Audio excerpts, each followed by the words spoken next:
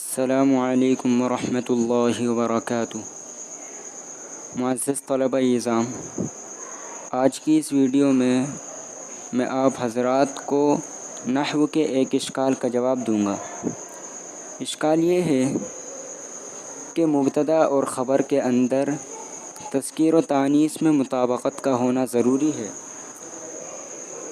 جیسے زید عالم اور فاطمۃ عالمۃ، یعنی اگر مبتدا مذکر ہو تو خبر بھی مذکر ہوگی، اور اگر مبتدا مؤنث ہو تو خبر بھی مؤنث ہوگی۔ لیکن ایک جملے میں یہ قاعدہ نہیں پایا جاتا، یعنی مبتدا اور خبر میں مطابقت نہیں پائی جاتی۔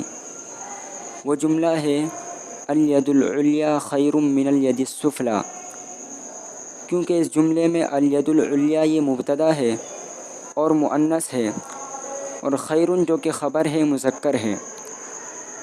تو اب اس کی کیا وجہ ہے مطابقت نہ ہونے کی؟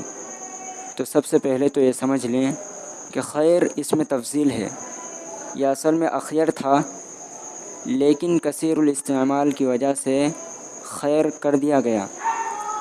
اور اس میں تفضیل کا استعمال تین طرح سے ہوتا ہے: الف لام کے ساتھ، اور من کے ساتھ، اور اضافت کے ساتھ۔ اور قاعدہ یہ ہے کہ جب اس میں تفضیل کا استعمال من کے ساتھ ہو تو اس میں تفضیل ہمیشہ مفرد اور مذکر آتی ہے، تو اسی لیے اس جملے میں مبتدا کے مؤنث ہونے کے باوجود خبر کو مذکر لایا گیا۔